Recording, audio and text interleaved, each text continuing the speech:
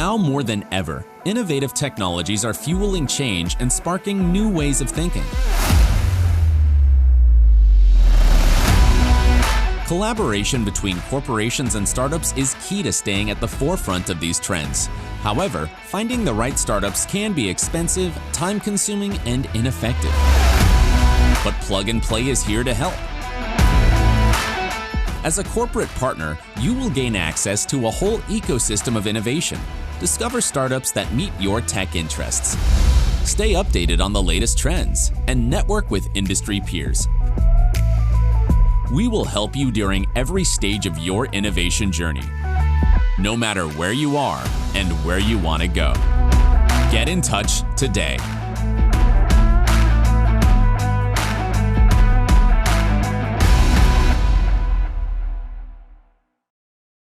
Good morning, everyone. Thank you so much for joining us for our New Materials and Packaging Batch 11 Spring Summit. For those who don't know me, my name is Alexandra Neeson, Senior Partner Success Manager, and I've had the honor of working on the New Materials and Packaging team for the last 3 years. We are very excited to present to you today 17 startups who have spent the past 3 months in our Business Development Accelerator program. We have seen many of these startups flourish in these months, and we are pleased to see the advancements they have made today. Here you can see our agenda for today's expo. We have an honorable keynote speaker who I will introduce a little later, and 17 startups with a short coffee break in between.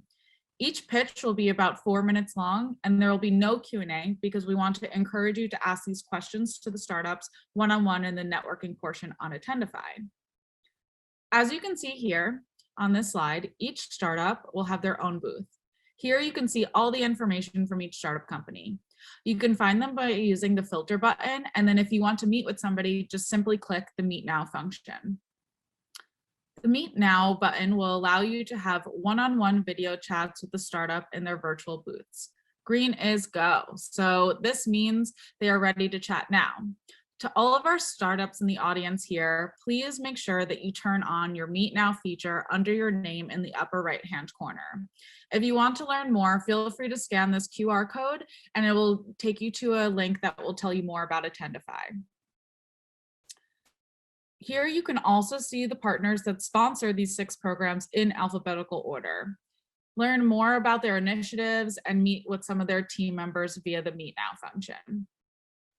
In the Community and Participants tab, you can search profiles of all the summit attendees. If you wish to send a message, you can do so at any time by clicking the Send Message button, and you can also search for attendees in the upper search bar. We really want to encourage you to not only meet with startups, but other partners and attendees that are here today as well. Great. Now that you all have a brief understanding of Attendify, let's do an overview of Plug and Play. Now, as many of you know, at Plug and Play, we offer an open innovation platform. This includes our accelerator programs, where we run over 60 programs globally. And then this is sponsored by our corporate innovation partners, in which we have over 500 major corporate partners from every continent. Lastly, through our venture capital arm, we invest in over 250 companies a year worldwide. Next, you can see the map that shows our global reach. We have 38 plus global locations with some new programs in Sao Paulo, Istanbul, and various parts of Asia. We look to our corporate partners when it comes to global expansion, and we build a global vision with them. Next, you can see we have 18 different industry-specific verticals, many of which you have seen over the past 2 weeks, ranging from supply chain, retail, media and ad, who you may have seen last week, and then this week's kickoff with New Materials and Packaging. This session will be followed by food and sustainability, so feel free to check out those events as well. Our New Materials and Packaging vertical was founded in 2015, so it's been a good 6 years, and we wanted to share some stats to highlight the work that has been done. With 21 partners, we've accelerated close to 200 startups over the course of 11 batches, and we've made 9 investments in the space and looking to do more in 2021. Next, you can see our main focus areas for our program. Highlighted in yellow, you can see the trends that we're hyper-focused on within these topics. We determine our focus based on partners' needs, and you will be seeing many of the startups touch on these topics today. So some of these include automation, digitalization, and you will see that on the next slide here. On this slide, you'll see the logos of the 17 startups who will be pitching today. And we broke it down into those 4 categories, including digitalization, packaging, coatings and additives, and bio-based materials. So over the past 3 months, the startups have been given resources and introductions to many partners in our network, and that have led to some impressive advancements within these startup companies. With over 20 NDAs signed, we look forward to the potential projects that will come out of this program. And of course, none of this would be possible without our corporate partners. So special thanks to all those companies and their champions who work tirelessly to implement these innovations and solutions within their company with hopes for a better future. Now, without further ado, it is my honor to introduce John Bissell. John Bissell co-founded Origin Materials in November 2008. And has served as Chief Executive Officer and member of the board since its inception. John has extensive experience in R&D, engineering, and business development in the chemical industry. So with that, John, I'd love to pass it off to you. Hi, so I'm John Bissell. I'm one of the co-CEOs and co-founders of Origin Materials, and I'm here to talk a little bit about Origin, but also the context of sort of the startup and strategic investor environment in which we operate, because I think that's going to be important both for startup companies and for the big strategic customers and investors in the space. And I'll try to sort of talk through a couple different key points as I go through the presentation. One is how did we as Origin get here? 2 is how do large companies work with startups and vice versa?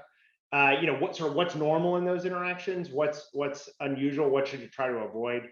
And some of that I'll probably hit in the questions Q&A session as well. Is there any advice that I have for how big companies can work with smaller companies, and again, vice versa?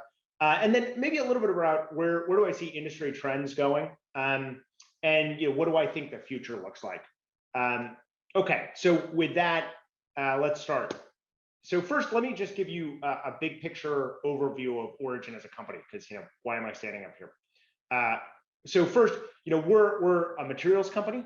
We have a disruptive materials platform that lets us take lignocellulosic feedstocks of a whole variety of sorts, everything from forest products from the timber industry to waste materials like waste paper and waste cardboard, and convert those into a whole bunch of different materials. What we talk about the most is PET. And we can make a low carbon or carbon negative PET, but we can also make ingredients into paints and coatings, tires, all sorts of different things. This is at its core, this is a decarbonizing platform technology. And that's what lets us go after so many different specific materials. Is it's really a materials platform that we can then make specific products off the top of. Because it's a platform and because of its flexibility, we can go after a really big proportion of the total materials and products that are sort of physical goods that are made in the world. And so from that perspective, we look at this as really like $1 trillion TAM. And one of the keys is that we're not just flexible in the materials that we can make and low or negative carbon in the materials that we produce, but we're also cost advantaged. So, that's sort of the trifecta. You've got to be low carbon, you've got to be flexible so you can address lots of different problems, and you've got to have good economics, cost parity, and we can do that. We're supported by some major strategic investors, so we have a lot of experience on that front. PepsiCo, Nestle, and Danone were the 3 that came in earliest together, and they're big customers, they're partners, they're also investors, so we're significantly owned by them. And they contribute to this, this really large order book of demand that I'll talk a little bit about later. But we have demand of more than $2.5 billion already on the books, and we're sort of working our way through that and adding to it. So we've added over $1 billion of that total customer demand just in the last couple of months. So we're moving pretty quickly. We're a technology company, so we have a really strong IP core. And then, one of the reasons why we were talking to folks like you guys and that people ask us about stuff is because we're raising a whole bunch of money. So we're raising, nearly $1 billion as part of this SPAC transaction going public. So that's sort of Origin in a nutshell. The driver for us is really as a company, and I think as an industry, the driver is that companies have realized that they need to get to net zero and that carbon neutrality is paramount. And this is coming from all sorts of different sectors, right? So, but I think one of the most important drivers is the financial sector. So investors are telling these companies and the whole world, frankly, that they have got to get to net zero. And if they don't do that, they're really not going to be taken seriously. And so that's driven a whole wave of net zero commitments. And you can see some of those here, right?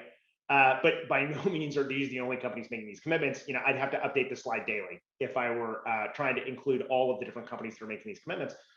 But I want to call your attention to a couple different things here. So one, it's all kinds of companies, right? So it's not just consumer products companies. It's not just tech companies, which have different elements that they need to decarbonize in their business. But it's also the major energy companies, right? Like BP has a net zero carbon commitment, which really makes you think back. Well, how are they going to achieve that? What has to change? And the answer is a lot has to change. Right? It's not just a little bit. There are whole sections of the economy, not small sections, really big ones, that have got to structurally change in order to achieve these net zero commitments. And I think that's something that these companies are starting to come to grips with. They say, hey, look, I'm Walmart and I'm going to be net zero by 2040.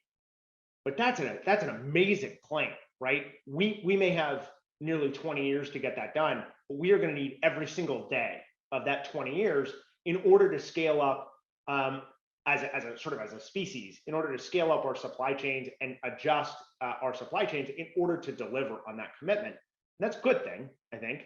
But it's not just Walmart, right? It's all of these companies. And so if you look at it across the board, there is an incredible amount of capital investment in construction, in changes in the way that we operate in order to deliver on these. So in some ways, you could almost argue that huge proportions of the entire global economy over the next 10 to 20 years are going to be governed by these net zero commitments that are being made right now. And what I think is really, really important here for us is that these net zero commitments cannot just be satisfied by the energy that companies consume. It also has to do with the physical goods that they make. And I think there's been a lot of focus on energy historically. So people have looked at, solar and wind power as a mechanism for decarbonization. That's incredibly powerful, right? How do we use the advantages or the advances that we've made in utility scale energy production and decarbonizing the utility scale energy production? How do we extend that into other areas of the economy, like energy that's used for transportation? And so you see the electric vehicle drive, right, is really extending the advances that we've made in utility scale energy generation into transport. But if you look at this chart, right, half of it is energy and half of it is all of the other stuff, right? It's the physical products, it's the food that we consume and produce, it's the built environment, and it's the materials that our products are made out of and the products themselves.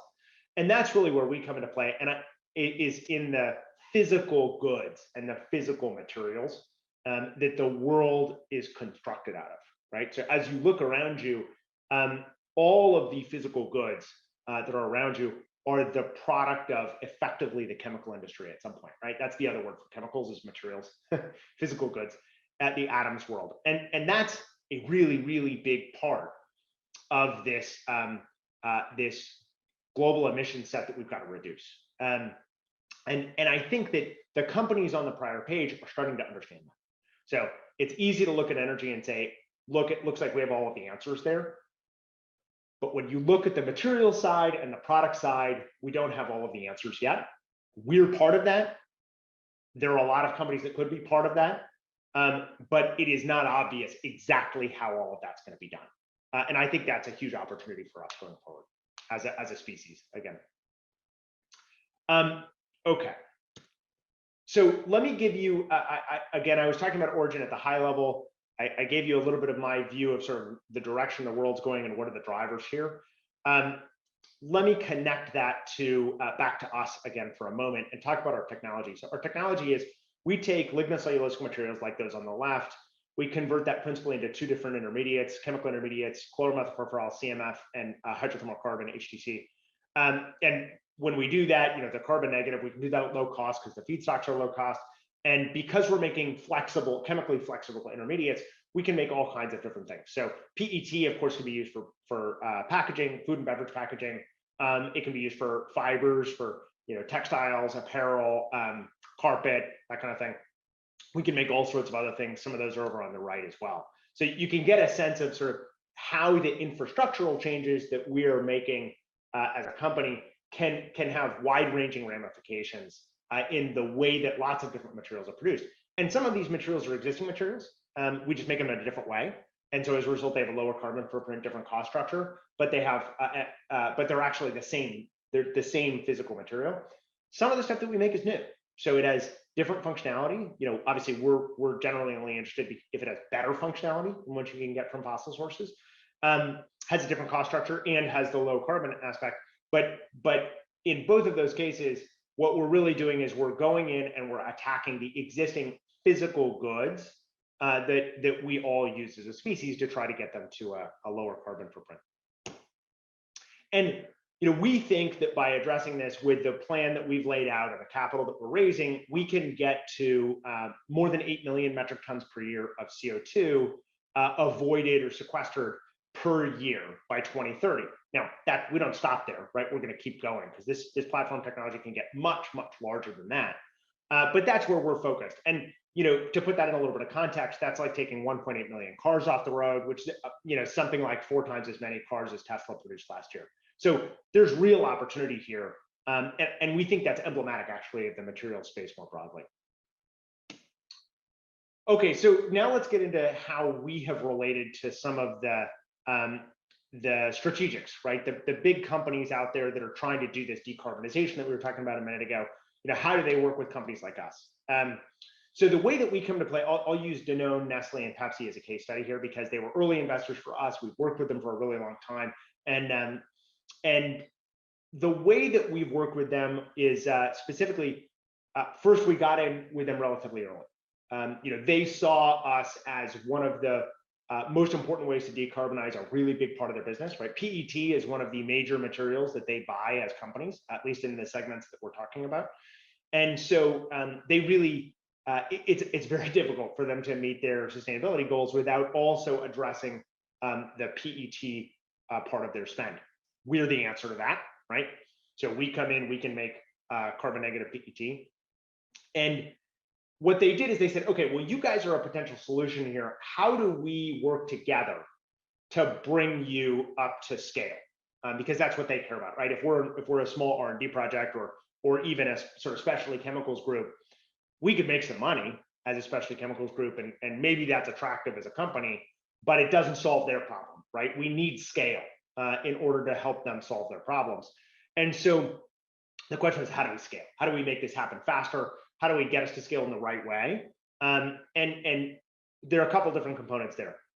One, they join our board. So that's not always the case.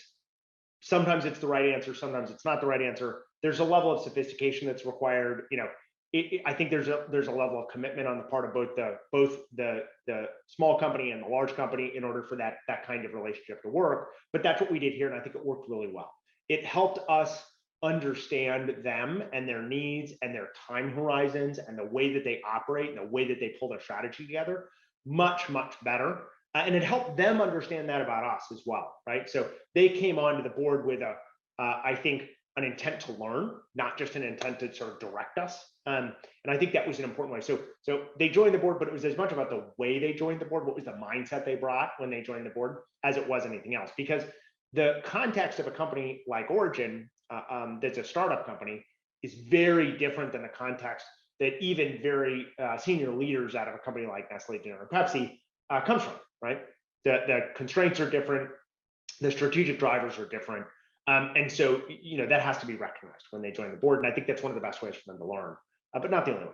They invested, which aligns our interest, right? So they want us to grow to supply them as a customer, but this way it also makes sense for them to be aligned with the way that we grow, right? It's not enough for us to grow. We've got to grow in a way that's profitable and makes sense financially and commercially.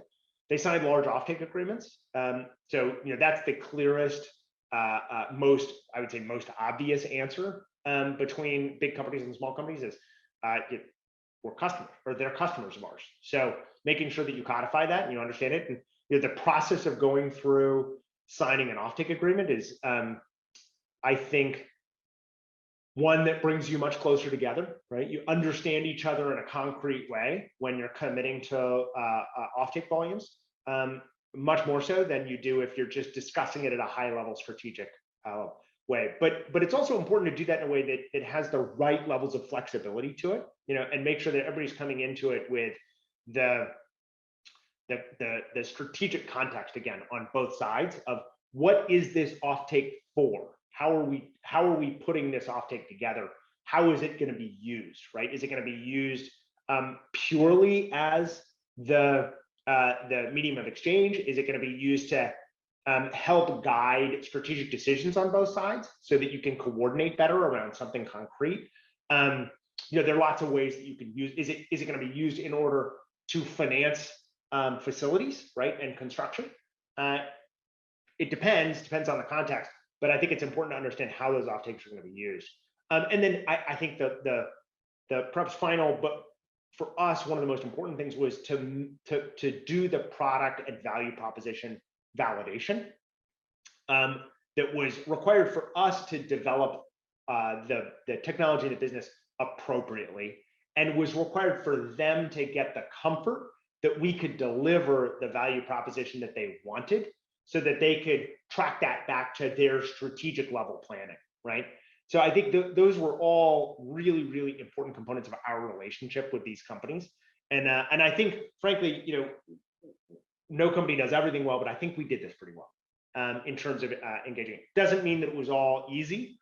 Doesn't mean that we automatically understood all of, on either side, all of the different nuances of how that relationship was going to go. I think, but it was really, really important for us to be engaged at all of those different levels with these companies.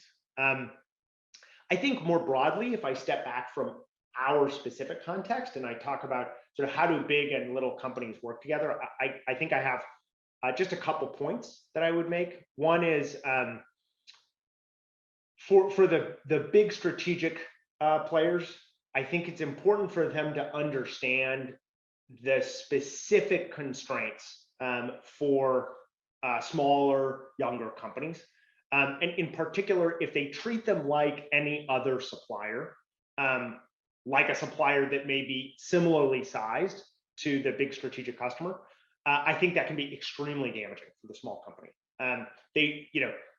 The signals that small company might be trying to send by pushing back are probably very different kinds of signals than you would get with a large strategic scale vendor or supplier. And so I just think that's really important for the big customers out there to consider. They need to have a bit of a specialized approach for startups. I think on the startup side, it's important to understand that the big strategic companies have a much more complicated internal environment in the company than startups tend to have. So, startups are relatively small organizations, and the organization itself often doesn't have nearly the same level of complexity, political complexity, practical sort of supply-oriented and complexity, et cetera. And so startups have got to understand that these big organizations are not monolithic, right? So the people that you are dealing with have a lot of other concerns beyond just those that you might think, that the company itself as a whole has. So, Pepsi has drivers, but then the organizations that we deal with inside Pepsi, as an example, right, have those drivers and others. And that's just an important thing to realize, right? And so a lot of that, it's not, it's just the reality when you get large organizations, right? There are lots of parts that all have to synchronize, and there are ways for that synchronization to happen. And you've got to really understand that, and I would say often respect it.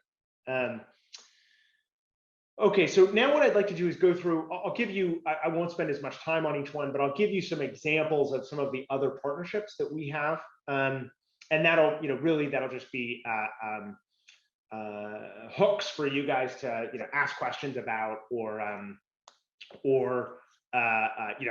noodle on. So, one is, and these are in no particular order, AECI is an African company. Sands is one of their North American divisions that makes technical fibers. So technical fibers in this case means, materials that are going into automotive applications often. So, everything from, or military applications, everything from stuff like seat covers to seat belts. You can imagine that the quality of material that you need for a seat belt is different than the quality of material you need for a carpet. They may not be exactly the same. You have sort of different risk-reward ratio on defining the quality of those. And so ACI tends to be, or their Sands division specifically, tends to be on that highly technical end. And we're both doing development with them on existing materials that just happen to be carbon negative when they're made with our process. And we're working with them on new materials. And they understand the application-specific requirements of new materials in a way that that a lot of other companies don't. And so we find that a really useful partnership from that perspective. We have another one with a different division of AECI called Much Asphalt. So asphalt is obviously completely different than fibers and packaging. It's a construction material. It's what roads are made up out of, but it's actually a pretty complicated material. We think of asphalt as just as a consumer, we often think of it as sort of just a big dumb material that you drive on top of. But there's actually a lot that goes into the asphalt to make it behave the way that you want it to. You want it to, resist a lot of thermal changes, right? So sometimes roads freeze, sometimes they get really hot. The asphalt needs to behave well through all of those different conditions, right? You want it to flex in the right way, right? Sometimes asphalt is quieter to drive on. Other kinds of asphalt might be louder to drive on, right? And that has to do with the way that you formulate it. And there are lots of different levers you have or knobs you have to tune in the way that asphalt performs. Cost, of course, is one of them as well. So what we find interesting here is we can not only bring carbon negative inputs into the asphalt, but there are actually ways that we can improve the performance of the asphalt as well. And that's what we're doing with them. So completely different than fibers and packaging. We work with another organization that is not usually sort of a brand name or even close to a brand name from a consumer perspective, but actually they do an enormous volume of packaging, and it's really with respect to food packaging. So when you look at produce and fruit and things like that, it often comes in a PET package, and we have the ability to make that PET. We're working with this company to make those PET packages so that you can have a carbon negative PET package that your produce comes in, and then you can recycle the PET package on the other side. What's interesting also, I'll say about packaging in general, is that the performance of the material matters more than you might think. So one of the things that happens when you're packaging fruits and vegetables like this is if you don't do a good job, then the fruit or vegetable gets bruised, it gets damaged, it gets thrown out, never gets consumed. And so that performance can matter a lot economically, even though, again, it looks like a relatively simple package. We're working with PrimaLoft. So PrimaLoft does a lot on the performance apparel side, both insulation, textile materials as well. They work with tons and tons of brands. Has been a great company to work with, but again, brings a totally different application-specific knowledge. And since we're in the materials business, materials get used across thousands of different applications where there's really detailed knowledge about how to make that material work well in that application. We've got to go find partners that know how to make those materials work well. We make the materials, they know how to make them work well in the application. And then Solvay. So Solvay is another interesting one. Solvay is not a consumer product company. It's not even really close to a lot of the end consumer companies. It's deeper in the industrial supply chain. And what we're working on a variety of things with them, but really high performance, sort of like sands, but different applications, really high performance materials that go deep into the technical applications like automotive applications, things like that, under the hood stuff. So that's another very interesting relationship. And again, there's, they have knowledge around how to use materials in these particular ways that is very difficult to come by, quite unique. Okay, and then I'll just give you sort of a brief overview of Origin as a company in terms of history and timeline. So founded in 2008 with Ryan Smith, our CTO. We developed technology, built pilot plants, used those pilot plants to produce samples that could be evaluated by Nestle, Danone, and Pepsi. They, as I mentioned earlier, subsequently invested, signed large offtake agreements, made public announcements. Our first commercial plant, Origin 1, is under construction right now. It's expected to be done at the end of 2022. And then with the capital from this transaction, we're also embarking on what we call Origin 2, which is an even larger commercial plant, and we expect that to be done in 2025. So with that, I'll stop and I'll open it up for questions.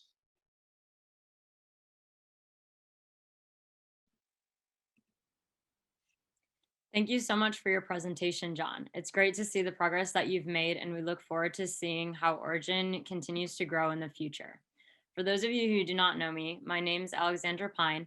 I'm a ventures analyst for new materials and packaging, and I will be your MC for today.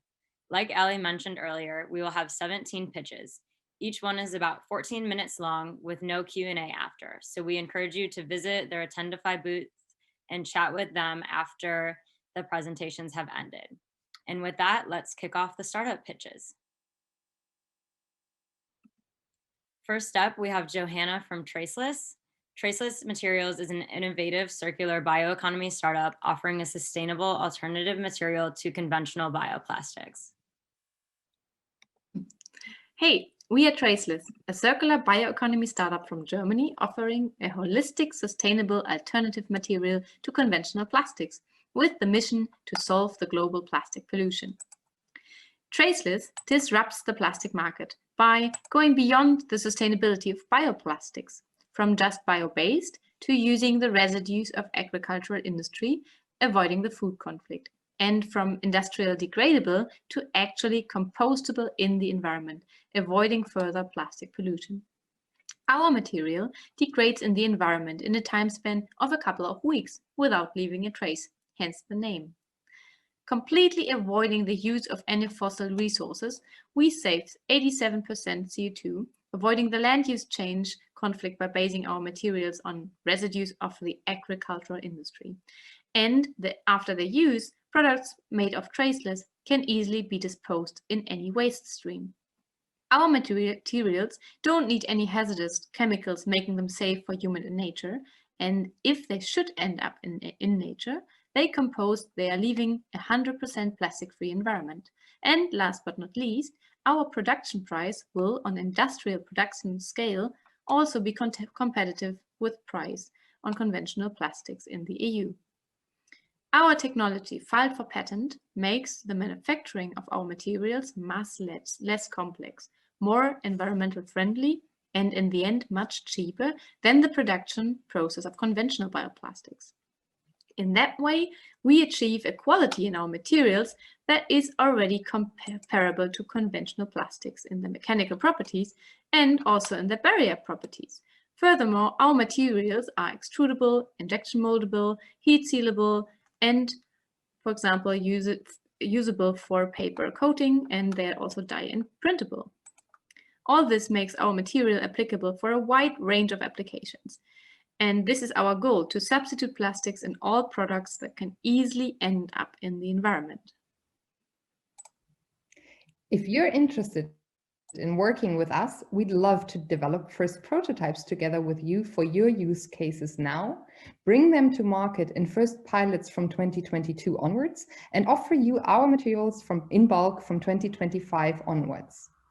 We just founded the company last year, but already gathered an amazing multidisciplinary team that will help us to bring traceless to market fast. And we're supported by amazing organizations. Over the past 3 months, we have achieved a lot. Let me highlight the delivery of our first paid prototype, the start of 5 pilot projects with converters, as well as winning a €1,000 grant and closing our first investment round, which allows us to hire our core team and build our pilot plant. Because it is our goal to scale up our production fast, to substitute as much plastic with traceless material as possible, and that way maximize our contribution to solve the global plastic pollution. Following this roadmap and based on our LCA, by 2030, we will have substituted 820,000 tons of plastic production, prevented 100,000 tons of plastic in the environment, and 5.5 million tons of CO2 emissions. So be part of the solution, not part of the pollution. With our materials, we can help you offer your customers truly sustainable product choices, expanding your market growth. As our materials are neither chemically modified nor synthetically polymerized, they won't fall under the EU plastic directives. And with that, we can offer you an economically feasible solution with huge scale-up potential. Thank you to the Traceless team. Our next startup is Atmonia. Atmonia has developed a sustainable nitrogen fertilizer. They use electrochemical catalysis for ammonia production for on-site applications in precision agriculture. Ammonia is the foundation for all nitrogen fertilizers, and nitrogen fertilizers are essential for food production on the planet. Unfortunately, ammonia is produced by the Haber-Bosch process, which contributes significantly to greenhouse gas emissions every year. This presentation describes a new technology for production of sustainable ammonia, which is in development by the company Atmonia in Iceland. The key issue facing the ammonia and fertilizer industry is that the current production is responsible for up to 2% of global CO2 emissions, causing CO2 taxation to steadily rise on agricultural products in most areas. Furthermore, building a Haber-Bosch factory requires a very large infrastructure, demanding a capex of over $500 million and a steady input of natural gas or coal, resulting in few large players in the market. Atmonia is developing a zero emissions process for ammonia production, where the only inputs are air, water, and electricity. With a set price for electricity, ammonia is produced at a constant price. And with the price of renewable energy gradually decreasing, the cost of ammonia will become low. Finally, the capex of an Atmonia factory is multitudes lower than that of a Haber-Bosch, and the technology enables small, distributed factories to be placed anywhere where there is electricity and water. At the heart of the Atmonia system is the novel catalyst that enables production of ammonia from water, air, and electricity. The catalyst is in electric cells stacked into a containerized solution. A second module under development by Atmonia produces nitrate from ammonia, yielding ammonium nitrate or other nitrate-based fertilizer, and the Atmonia technology is fully IP protected. A single container will have the capacity of 150 metric tons of ammonia a year. The containers can work independently or be stacked into a factory to suit various sizes of operations and applications, ranging from fertilizer production to ammonia as a fuel of the future. The most economical way to operate the Atmonia system is to place the production containers as close to the electricity source as possible and move the ammonia on trucks regionally to the point of application, for example, to fertilizer blenders or directly to farmers. Thereby, the electricity grid costs are circumvented and the sustainable ammonia can be cost competitive to the market price of current brown ammonia. For power companies, the Atmonia system is ideal for capturing excess energy from wind or solar as valuable ammonia, as the ammonia production can be turned on and off as needed. A project of identifying catalyst candidates with simulations was started in 2012 by Professor Egil Skulason at the University of Iceland. Atmonia was then incorporated around the idea in 2016. Here are the key employees of our company. Pictured on the left are the three company founders, Dr. Ejo Skulason, who envisioned the project, Dr. Helga Flossedottir, chemist and chief research officer, as well as engineer Arnar Sveinbjörnsson. On the right are Atmonia's CEO, Gutbjörg Rist, and chief business officer, Håkan Birkesson. We are working on the technology in the lab right now, aiming at the first catalyst scale-up by the end of this year. Atmonia has received over 5 million in non-dilutive funding to date, taken in a pre-seed investment and currently finalizing a seed financing round. So we are looking for partners to join us to get Atmonia technology fast and successfully to market. Thank you, Atmonia. Next, we will hear from Intermix Performance Materials. Intermix creates additives that enable the efficient and cost-effective recycling of post-consumer mixed plastic waste. Welcome, Jack. Hi, my name is Jack Lester, a co-founder of Intermix Performance Materials. Together with Cornell professor Jeff Coates, we founded Intermix to commercialize and scale technologies that he and his colleagues created at the Coates Lab at Cornell University. Since our founding in early 2021, we've built a dedicated team of experienced scientists and business professionals. Polyethylene and polypropylene account for more than 2/3 of the 400 million tons of plastic produced around the world annually. They're really important and valuable. They protect and preserve our food. They're durable and they're affordable. Polyethylene and polypropylene also create challenges. Because of their chemical makeup, they're immiscible. Like oil and water, they do not blend well together. Their mixture results in poor performance properties, and they're very difficult and expensive to sort. This makes it very difficult to capture the value from mixed plastic waste. As a result, more than 90% of plastic is either incinerated, landfilled, or lost in the environment, and only 2% is upcycled into products of equal or greater value. Our disruptive technology offers two significant opportunities to create substantial value in combining or compatibilizing polyethylene and polypropylene. The first is to introduce our additive into the plastic waste recycling stream. Doing so will dramatically increase the supply of suitable PCRs, increase yields, reduce processing costs, and result in resins that can be reused and upcycled. The second opportunity is to create new materials, combining polyethylene and polypropylene in new ways, combining their unique performance characteristics. By creating, in effect, alloys that combine the impact resistance of polyethylene and the rigidity of polypropylene, we can meet the unique requirements of customers, including lightweighting their products. As noted earlier, most mixed plastic waste has little to no value because of the high sorting costs and the poor resultant quality of the resins. You can see in the video below that a mix of 70% polyethylene, 30% polypropylene results in a plastic with really poor properties. This next image shows the phase separation that occurs at the molecular level between polyethylene and polypropylene.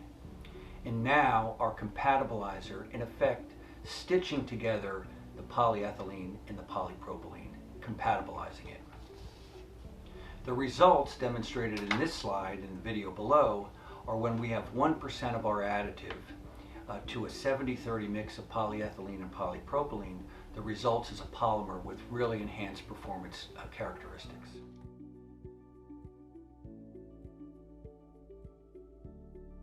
Our value proposition is benefiting from strong tailwinds. Governments around the world are seeking to curb plastic use and in some cases production.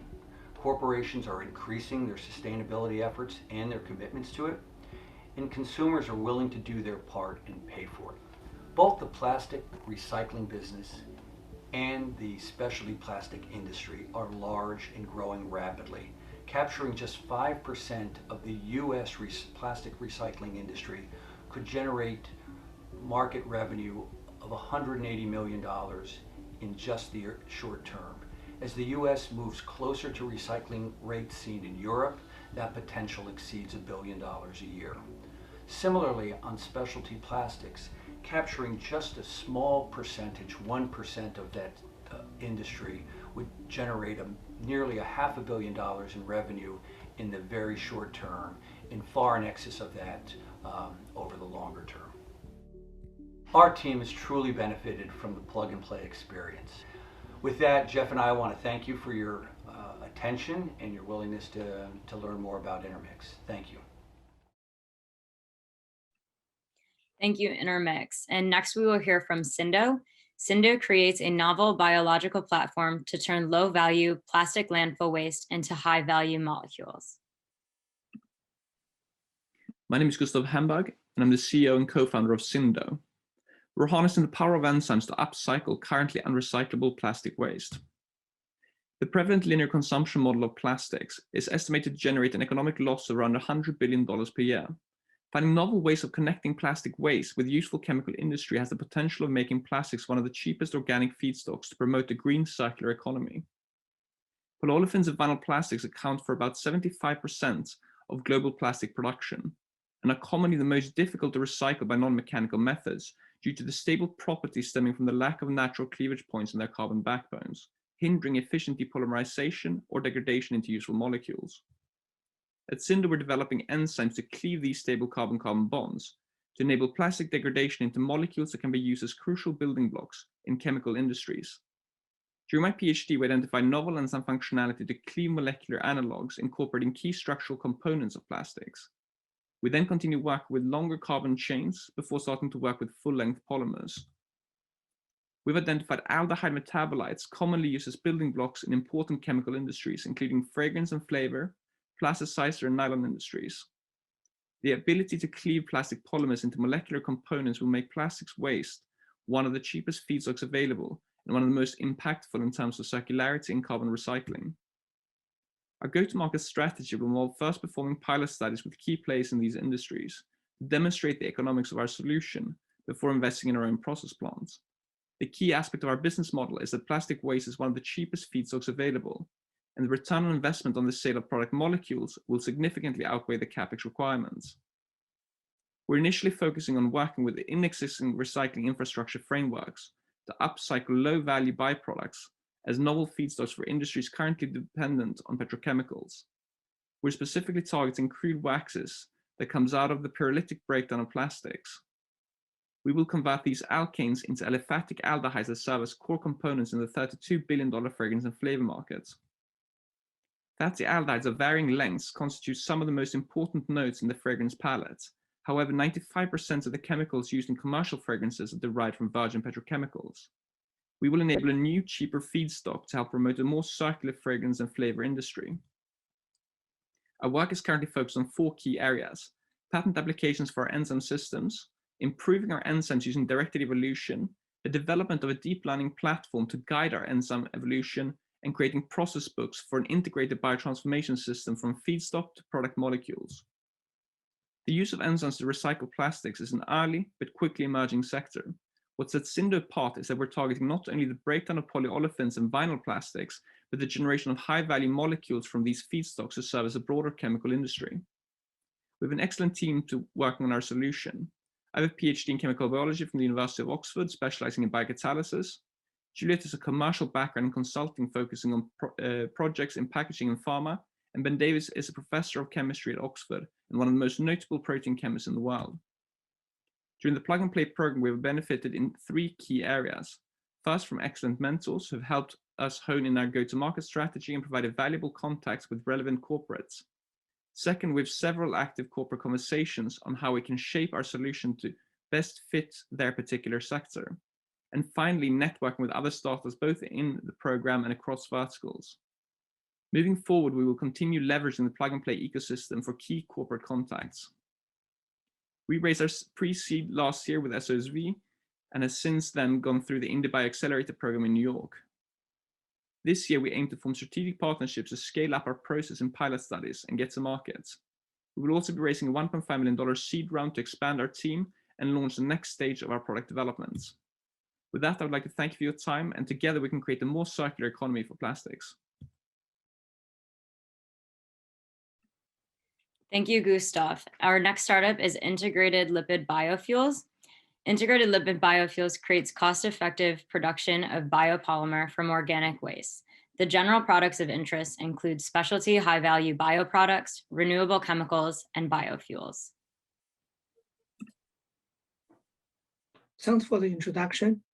I'm Xiaozhang Xiong, CTO from Integrated Lipid Biofuels. Today, I will introduce our technology for producing biopolymers.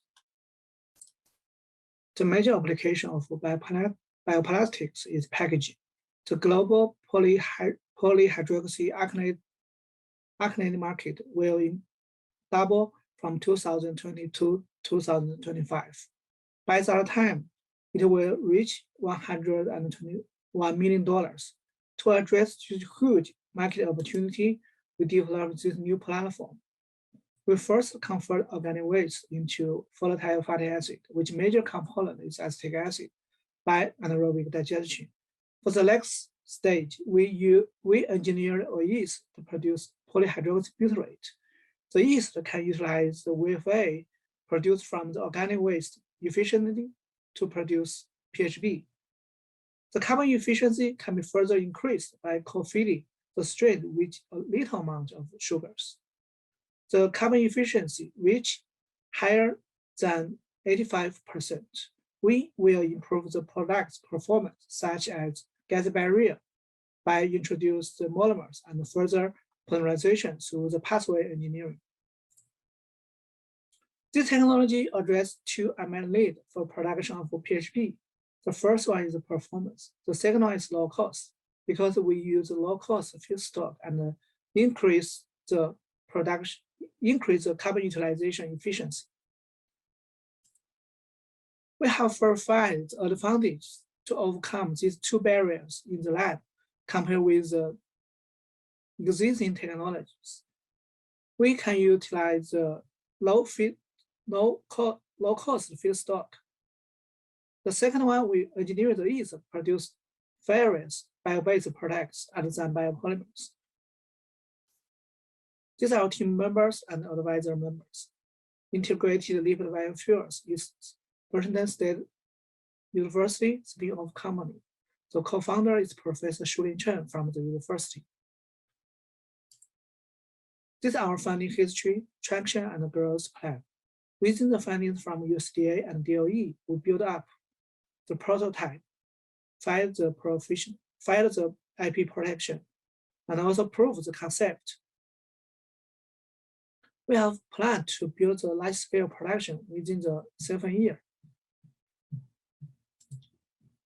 So this is our strategy, how to transit our innovation into the marketplace with corporate partners. The first path is license technology and scale up the process. We also can sell the product to downstream and end users directly. The last one, we can customize the products and address some new applications. We really appreciate the opportunity provided by PMP for networking and to learn the great skills. We made significant progress in this program, such as develop this new pitch deck and the business proposition. Outside this program, we were approached by other waste company and has a very active communications. We will submit USDA SBR Phase 2 application by next February, and we also have a plan to raise $2 million to build the pilot test within the current stage. So thank you for your time and attention. Please just let me know if you have any questions.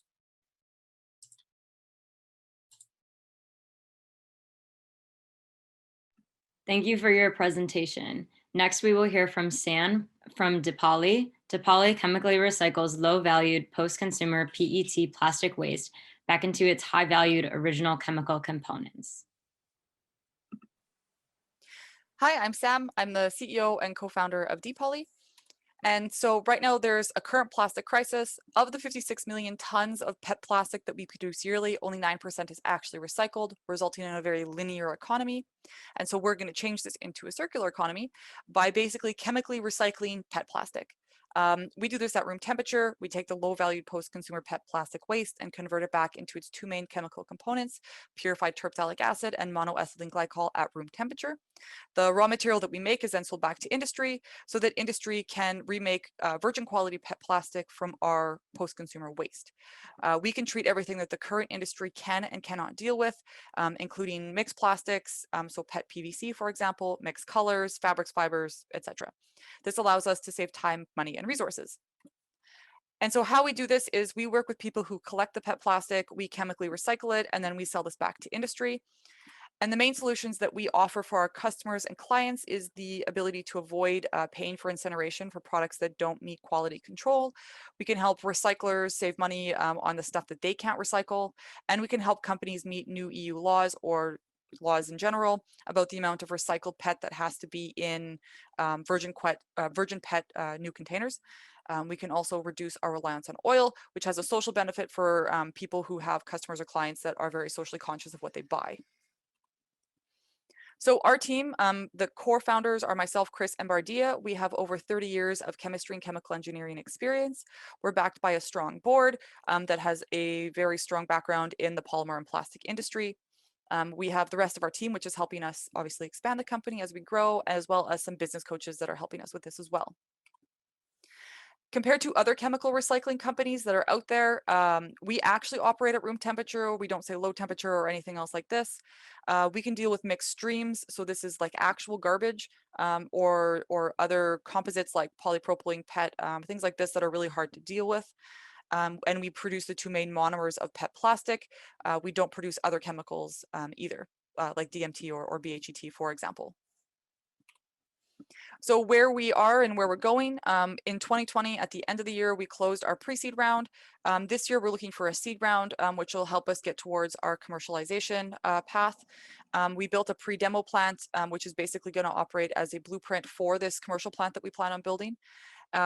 During this time and throughout the development of the company, we're also doing product testing to make sure we meet industry standards and needs for the PET plastic produced from waste, and also testing for other plastics out there. For example, we want to have some abilities to recycle polypropylene, polyethylene, high density, low density polyethylene, these sort of things. And then obviously expanding our patent portfolio and looking for exclusive partnerships as we go towards our commercialization. So we've had a really great time here at Plug and Play, and we've had a great time with the partners. We've signed some NDAs with them, and we are under discussions for what the next steps will be.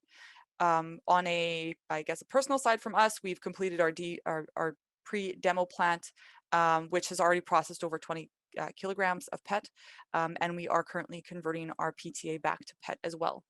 What we're looking for are basically investors to take us to the next step. So we're looking for commercialization, people who have a strong background in building plants, as well as the polymer plastic industry. We're always looking for feedstock to obviously put into our plant, and then obviously first customers to buy the PTA and MEG that we produce. In terms of next steps, we're going to be finishing our commissioning, moving towards the commercialization, so developing the blueprints for that plant, and then moving forward with the partners. So I want to thank everybody here for your time and your attention and my very quick presentation. And I'm looking forward to any questions and talking to you guys in the next steps. Thank you.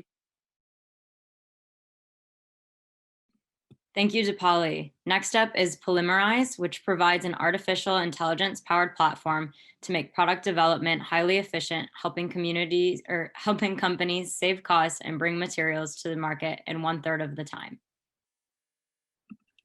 Hello, everyone. My name is Kunal, and I'm really excited to present Polymerize to all of you. Thank you so much for joining in today. Before we take a deep dive, let's look at some of the technological advancements happening right around the corner, be it electrical mobility, aerospace, healthcare, agriculture, packaging. It's everywhere. What are these key drivers, technological advancements translating into? These key drivers are pushing companies to bring products faster, better, and cheaper to the market.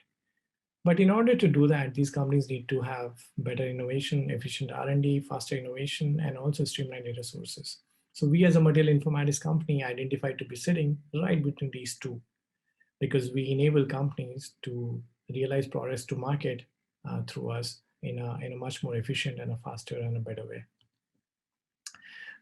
So where is the problem? So the problem is in finding the right set of ingredients in the right proportions under the right processing conditions. But the problem is the current state of development in the companies is still heavily reliant on trial and error based solutioning. Now, trial and error based formulation development, product development is heavily cost intensive, resource intensive, and time intensive. So how do we solve it? So we at Polymerize are combining historical formulation data and augmenting that with domain knowledge, process structure property relations, and information extracted through scientific literature. And then we deliver highly accurate recommended experiments to our customers, which means now the customers don't have to do hundreds of experiments to get that to meet the desired objectives, but now they can do that in much lesser number, maybe 5, 10, or 15. This translates for them into significant cost reduction, shorter time to market, and a faster innovation and IP. So what is our core value prop to our customers? So our core value proposition to our customers is in terms of accelerated go-to-market and a competitive placing against their competitors. For example, we enable companies to find replacement materials which could be cheaper and better and can enable them to develop product faster and better and go to the market much quicker. Some of the platform key features that we include are AI recommendation engine, comprehensive data management, advanced reporting analytics, and knowledge extraction. Our positioning is pretty strong in terms of understanding the entire landscape, right from raw materials to application. So if you look at our market, we are currently focusing in the Asian region with primary focus on polymer raw material manufacturers, compounders, additives, composites, and so on, but we have plans to expand to US and Europe. We are a year-old company coming out of Singapore, and our team consists of experts in AI, material scientists, and so on. My co-founder, Dr. Abhijit, has spent decades in working across multinational chemical companies. He has a deep expertise in terms of understanding the formulations, different processing conditions, and so on. Our advisor is an ex-Asia president, Motorola Solutions, and also he was president and CEO of Pacific Internet. Our traction has been phenomenal so far. Very happy to announce that we concluded all our paid trials successfully, exceeding our clients' expectations. We are working currently with Fortune 500 customers across US, Japan, and India, and are looking very optimistically at our current and the upcoming quarter. We also have tie-up with NTU Singapore and Accelerated Material Development Program Singapore. Our investors, so what are we looking for? We are actually looking for materials and polymer companies with innovation at their core who would like to try our technology, our platform, and see how we lead the innovation. We're also looking at strategic partners and investors as we are hitting our milestones and growing very strongly. Our progress with Plug and Play has been phenomenal. We are really thankful to them. We got the right mentors. The workshop that they organized were phenomenal, and we are looking to really convert our engagement with the customers, with the corporate partners through them. We look forward to engaging with you again, and we would love to hear from you. You can reach out to us on our email addresses as well. Thank you so much. Thank you, Kunal. Next, we will hear from Uncountable. Uncountable helps R&D teams cut development time, reduce testing iterations, and find innovative new products faster. My name is Richard, and I'm here representing the company Uncountable. Uncountable's been around since 2016, and as a completely bootstrap company, which means we haven't taken any outside investment, have grown to 3 offices and are working with over 30 customers from a variety of different industries, that of which in the material space to pharma and biotech and food and more beyond that as well. And they've all been able to find value in this Uncountable platform that helps centralize all R&D data, collaborate better as a team, and make more data-driven decisions. Now, the problem we're specifically addressing here at Uncountable is the problem of unstructured, decentralized data being the biggest barrier to efficient, innovative developments. Now, we understand that teams are amassing data from a multitude of tools, most of it being disconnected and a lot of times unstructured, which means that it doesn't present the best opportunity to use this data for current and future developmental work. So what we've done is we've come up with this Uncountable platform that seamlessly connects all of your R&D data. So starting with this formula and property database, connecting your ingredients to your formulations, to your process parameters and corresponding measurements. And then with this larger suite of tools, of course, picking and choosing what's most appropriate, help create this data infrastructure that we find helps teams gain valuable insights that help accelerate development. Now, what I mentioned before, which is we find is unique across all ELNs, LIMS, ERPs, and even informatics tools, is this structured multi-layered data model that connects to all existing sources across an organization. Now, what does it mean to connect all the dots? What does it mean to have all your data connected? First of which, it means that our customers never run duplicate experiments.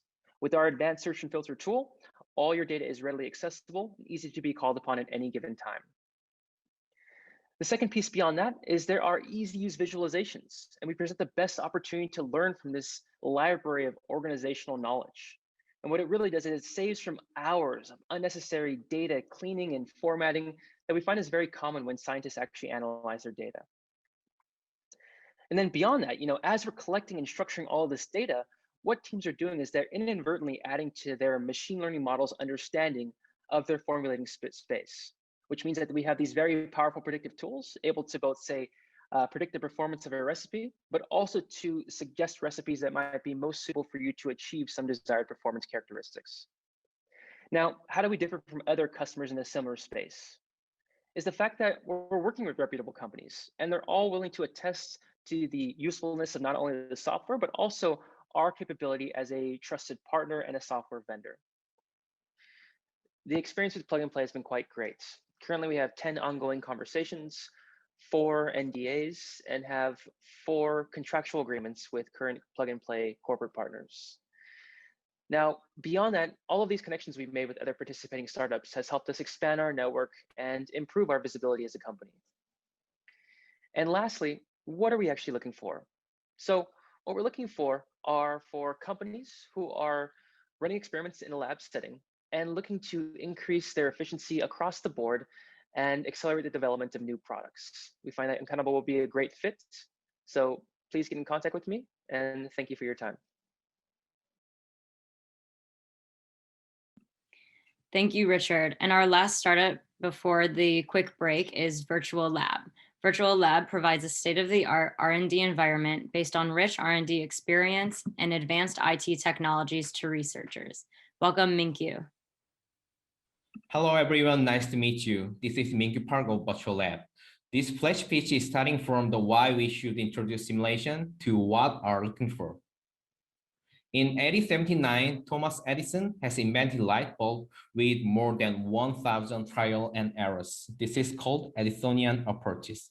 However, the problem is every single trials we should pay for that. The research paradigm should be changed to the in silico approaches, which is based on computer simulation. What if we already knew about good starting points or origins of failure? Before perform the experiment, the simulation screens many candidates based on the theories and laws.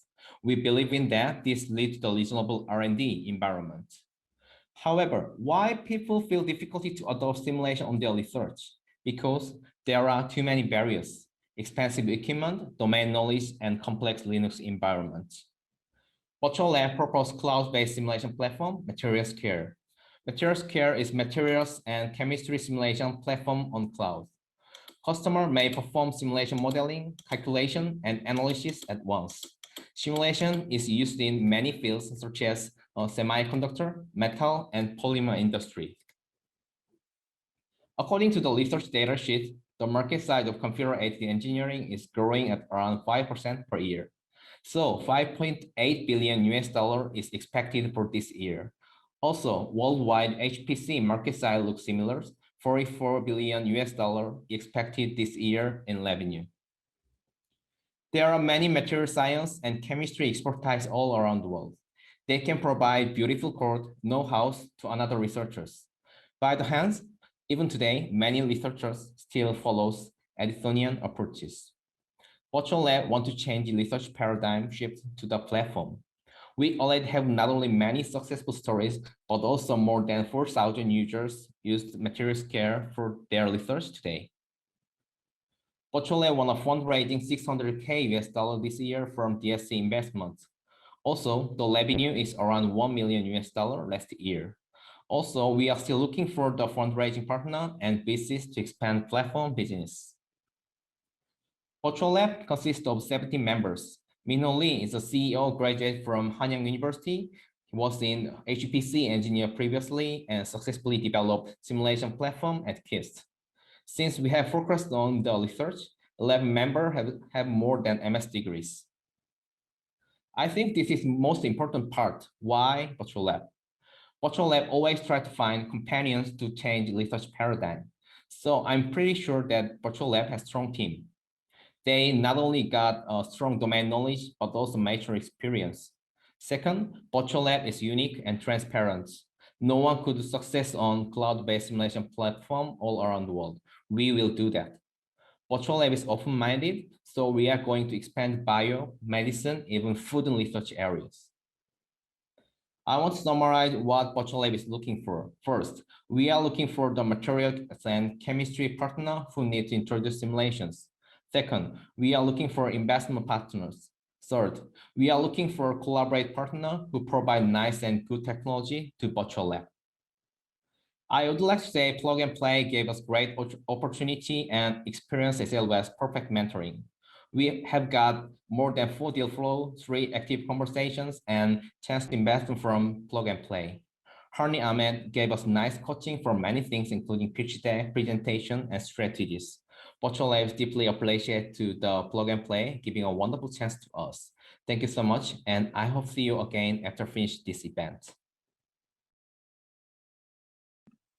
Thank you, Virtual Lab. We will now be taking a 10-minute break.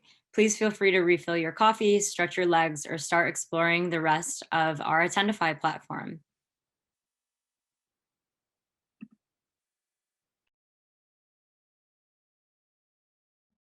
How do you track your team's innovation efforts? However that is, we've got an easier way. Let us introduce Playbook. Playbook is Plug and Play's innovation software. It is an exclusive tool only available for our ecosystem's corporate partners. With it, you and your team will be able to browse your curated startups database, create, discover, and rate lists of startups, track your engagement, pilots, and investments, analyze data from the tech ecosystem, organize private sessions with select startups, and so much more. Hundreds of corporations count on Playbook to empower their innovation journey. Get in touch to start using Playbook today.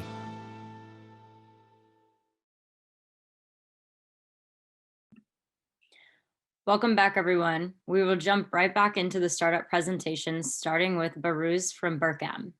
BERKM has developed a new type of additive and catalyst for PET plastic. Their additive improves the strength of PET by 66%, gas barrier properties by 29 times, and UV resistance by 52 times. Thank you for the opportunity to speak about BERKM. BERKM is a material science company. The pictures in the background show the ugly world we are living in. Every year, mind-blowing 74 billion pounds of plastic ends up in the environment. If plastic pollution is such a big problem, why we don't use less of it? Unfortunately, this is not that straightforward. For desired application, a package should have minimum amount of plastic in it. And that's the problem we are solving at BERKM with our natural clay-based additive technology, which is like a white powder, as you can see in the background. This technology enables to use between 8 to 20% less plastic per packaging, which leads to reduction in plastic pollution. I am speaking between 4 to 5 million pounds per year, and also reduction in CO2 emissions. This is a patented technology. Moreover, our value proposition doesn't end over there. Our technology enables to save between $500,000 to $1.4 million per year per bottling plant on raw materials. Basically, these guys are spending less on plastic. Moreover, our technology enables to extend the product shelf life for 33%, which is a huge number for packaging industry. Our technology also enables new product lines. For example, I am speaking about 10-ounce soda bottle, which industry was trying to make. and some CapEx or OpEx savings. The next question you might ask, how we do it? We do it by significantly improving material properties. I am speaking about 29 times, 52 times improvement in key material properties. And next question you might ask, how we are different. We are different that we can combine clay with plastic and keep that crucial transparency. Nobody was able to achieve this before, and this transparency comes in the package with other material property improvements. This is our value chain. Our direct customers are going to be resin producers, but the impact of our technology propagates through the value chain, and we are getting lots of traction from global brand owners. Speaking about traction, we have more than 60K committed or paid for samples. Soon it's going to be over 100,000. And this comes from 14 companies we are speaking to. This is our mainly global brand owners and global packaging companies. This is a platform technology. Our beachhead market is PET, but this can be applied to other industrial polymers used for packaging. This is our timeline. Plug and play journey was very impactful for us. During this period, we proved our performance with third party, found 2 proof of concept partners, earned initial income, found scale up and raw material suppliers. Team, a couple of words about myself. I have background in chemistry and material science that combined with 12 years experience in the material science space. This is my third project. Previous ones also were in material science. Professor Sai with 35 patents and 57 publications. She has industry-oriented research interests. Naveen did PhD and postdoc with professor, and he will be joining team as a CTO. Just to summarize our story, by 2026, we're aiming to save 61 million pounds of plastic going to environment, around $500 million pounds of in CO2 emissions, and earn 65 million in revenue. In light of this pitch, we are looking for proof of concept partners and investment. I want to thank you for your attention and happy to talk to you. Thanks. Thank you, BERKM. Our next startup is Aegis Packaging. Aegis Packaging offers barrier coatings with the highest level of barrier performances. It can be applied to plastics, films, and paper through a retrogravure application. Hello, I'm Keiryo from Aegis Packaging, and I'd like to introduce to you O2X, a high oxygen barrier coating, our solution for a circular economy. Large amount of plastic packaging produced today cannot be recycled. This is especially true for multi-material packaging, which poses a significant and unresolved challenge in recycling today. We need to transform our existing packaging into mono-materials. Mono-materials eliminate the need for material separation, making recyclability easier to achieve. However, use have been somewhat restricted due to their inability to achieve the same high barrier protection as multi-layer films. Aegis Packaging O2X can bridge that gap, providing protection required for mono materials to be viable. We aim to replace aluminum foil, PET, and nylon with PP or PE coated films. At Aegis, we manufacture O2X, our patent-pending silicate polymer coating. We use food-grade materials and have passed migration tests. The laminated films are highly recyclable, bonds well, resistant to flex crack, and is transparent in appearance. O2X is a water-based and solvent-free coating. It can be easily coated with rotogravure coating machine. Here we can see an application example where we replaced the aluminum foil with O2X and made it recyclable while maintaining similar barrier performance. O2X laminated film performs well at high relative humidity.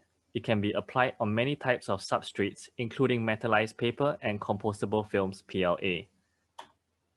Currently, we have 2 types of laminated film product, PP and PE-based substrates, with high oxygen barrier that can start serving the market's needs today. Going forward, FMCG companies and retailers alike will have to be more aggressive in their approach to addressing sustainable packaging in response to growing consumer awareness and increasing regulatory requirements. We have a wide range of addressable market based on our barrier performance. with added focus on the orange dotted areas where products are more sensitive to oxygen.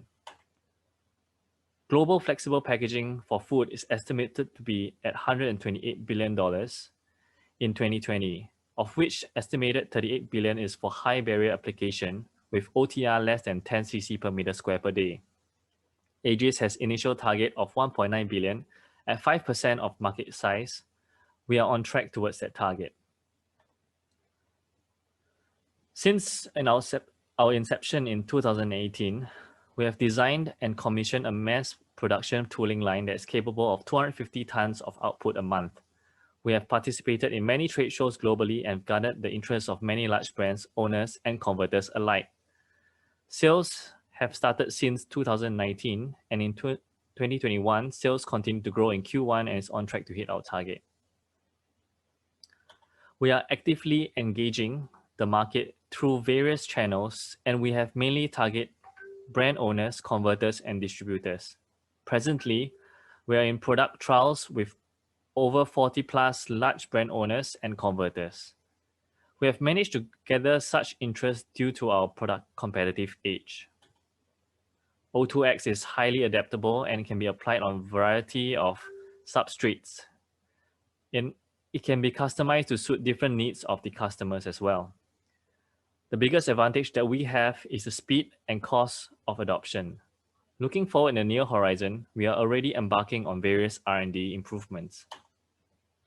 By this year, we'll be looking to move into retort packaging space, as well as improve the WVTR of barrier performance and expand our market significantly. We have also started on paper and compostable plastics, which will serve the market needs beyond 2030. And we have the right team and people to do this. With the wealth of business experience, deep technical knowledge, and sales network, manufacturing background, we believe we have the team to achieve this. We are looking for strategic partnership to collaborate with us for new packaging solutions, to expand our network quickly and capture market globally, or to guide us to be a global organization. If you envision the future of packaging like we do, we would love to talk to you. Thank you very much. Thank you, Aegis. Next up is Keiryo Packaging, which offers an upstream solution to the sustainability challenges of polymer-based packaging by changing the performance of the polymer during the injection process. Welcome, Keiryo. Hello, we are Keiryo Packaging Technology. Keiryo Packaging Technology reduces both the environmental footprint and the manufacturing costs of plastic packaging. Plastic packaging is all around us, but unless we improve waste collection and recycling rates, our planet risks drowning in plastic. We can avoid this by transitioning from a linear to a circular economy. Keiryo Packaging Technology will accelerate the transition from linear to circular, as Keiryo improves the performance of polymers, enabling the production of plastic packaging using less material, made with more recycled material with better barrier performance, whilst improving the homogeneity of recycling streams. How does Keiryo do this? We leverage the power of nature by maximizing the potential of materials. Keiryo applies the science of flow-enhanced crystallinity to polymers. We have developed a mechanical way, a 3D printed metal insert added to the existing injection process. Keiryo's metal insert is fitted into current injection stretch blow molding machinery. The polymer material is injected into the preformed cavity and pushed through the insert. The friction within the metal insert creates a molecular ordering of the polymer melt. This enhances the performance of the material. Keiryo Packaging Technology, maximizing materials efficiency for a better environment.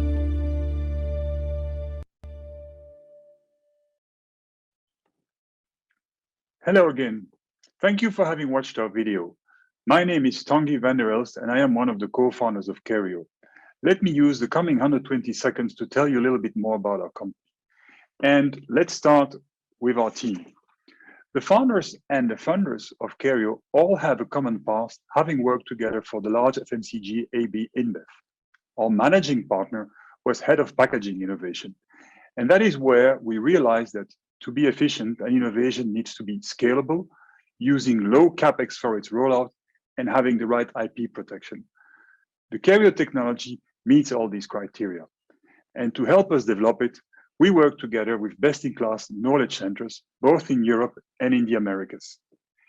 Now, the movie that you have seen showed how the technology worked, but what about our current technology maturity level?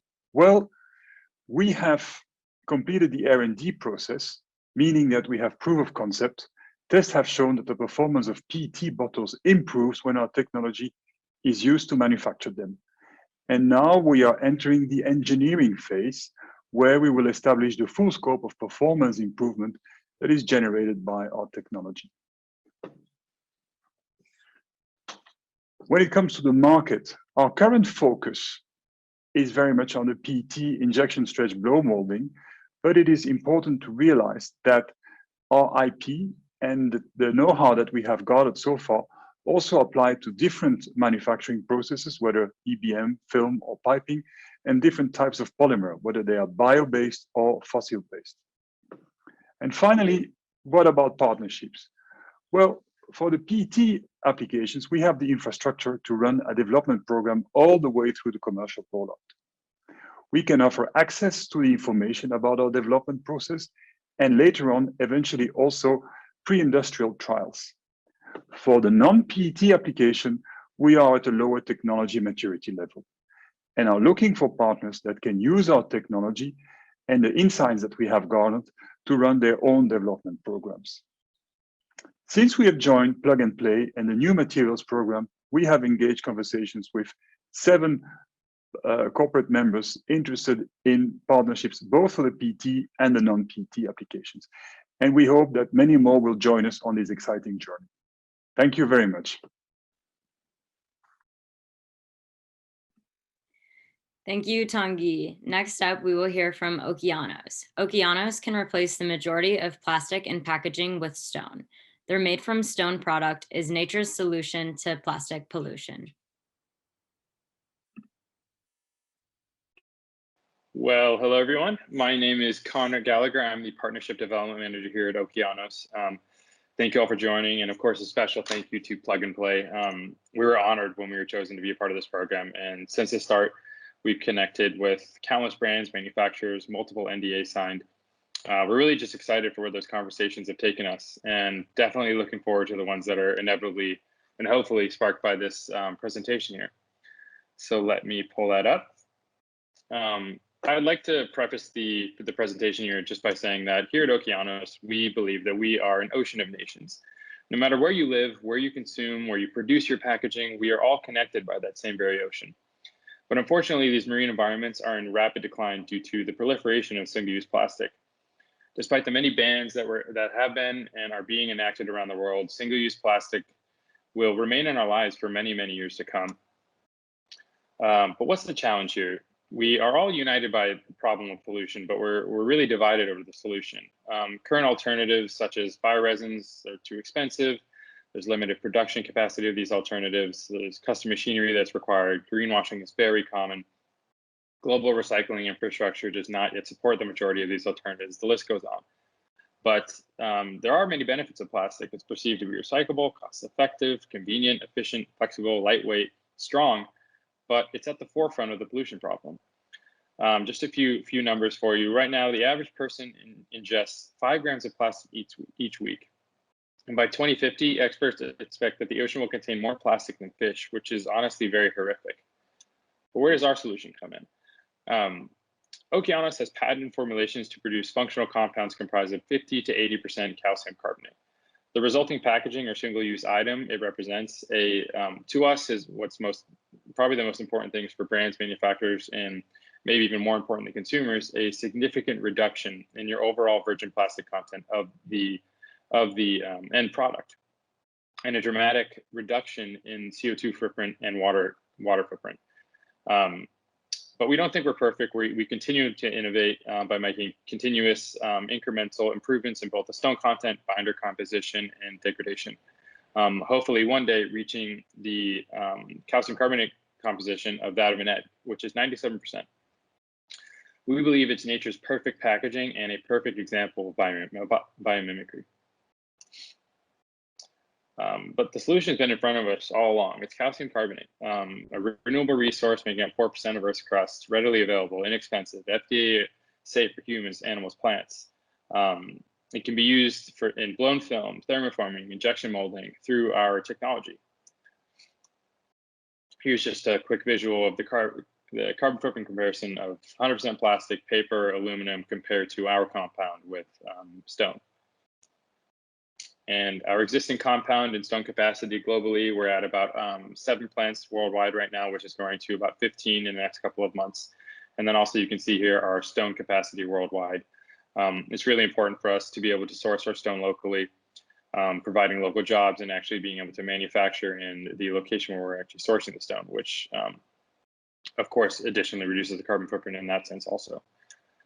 Our branding strategy, I'll quickly go over this. Going green as a society has what we've been doing for years now, and it really hasn't worked. OKEANOS does not believe in greenwashing whatsoever, and we offer honest labeling and honest solutions that are really actually very interesting.